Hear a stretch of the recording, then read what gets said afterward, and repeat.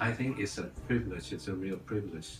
It's a memorable day of our life. Oh, really? Well, I'm so glad you came. Do you all live in the States or go back and forth to Thailand? We based in Washington DC. No, I know These you are- all, but I didn't know about them. These are the diplomats.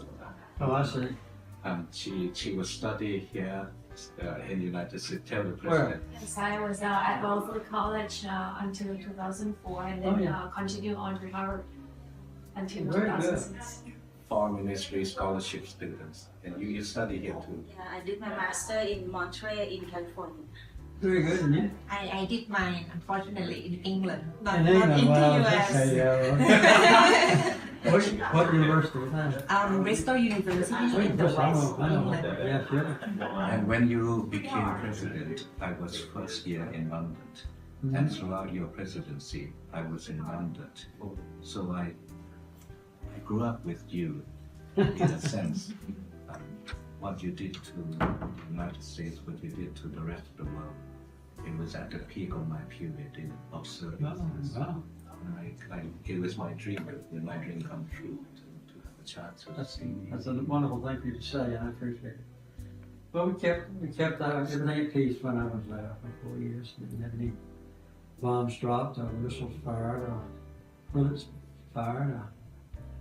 We had a good relationship with the country.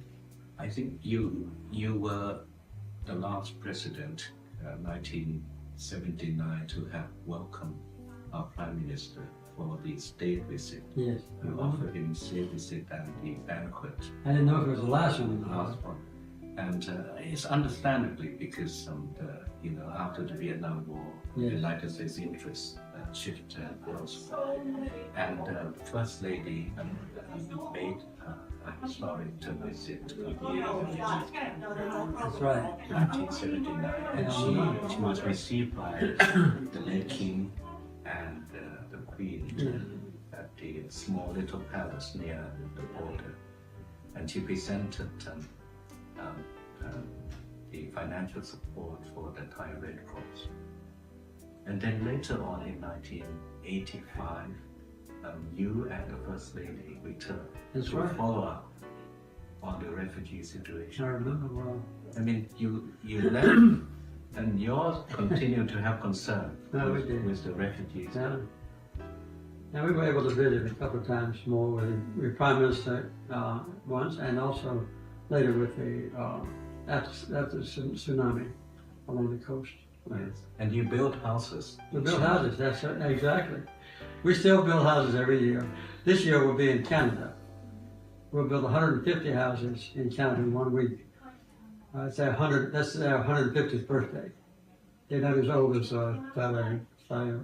And we are amazed for the strength of and the love and the compassion that you show for 45 minutes of your preaching. Well, wow, it's kind of exciting for me every Sunday to do.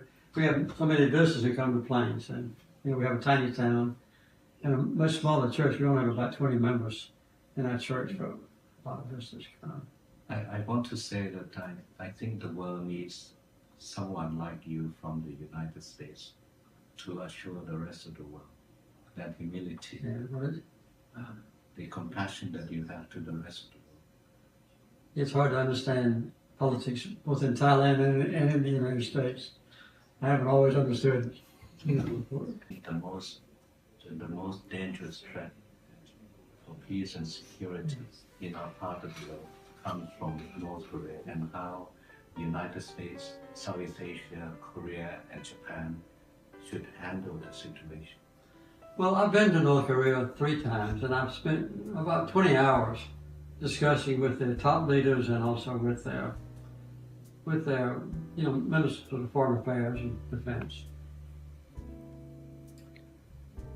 My advice to our government, to others, is to communicate with them as much as possible and not to isolate them, because they're already paranoid. They think everybody's against them, and when we refuse to talk to them or meet with them, I think it makes a bad situation worse. I don't know Kim Jong-un. I've never met with him, but his father and his grandfather.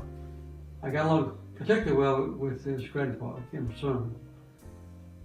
and worked out a very fine agreement between the United States and them. But we later backed away from the agreement. But anyway, George W. Bush tried with the six power talks, to include the North Korea, but Obama would not do that. And we cut off all food aid to the starving people in North Korea. So, and we've had an embargo against them for almost 65 years. We've tried to do everything we could to damage the economy and the social life of North Korea. We've done everything we could to help South Korea and to hurt North Korea and the people that feel it. So I would reach out to them and try to communicate with them. It may not be helpful, but that's my advice. I had a privilege to visit the center with the ambassador last year, and I think it's a good place for human rights education. This is what I think many countries are lacking and should be doing more on human rights education, particularly. That's the top priority of our whole center. And lately we've been concentrating a lot on women and girls, the abuse of women and girls and the deprivation. But whenever we have a special case of human rights violations, I intercede with the president or prime minister of the foreign country where it goes on. And we help file lawsuits, and we're against the death penalty in this country. And we try to put everything under human rights and peace. We're working to abolish death penalty as well in our country. Yes, we are, and that's good to know.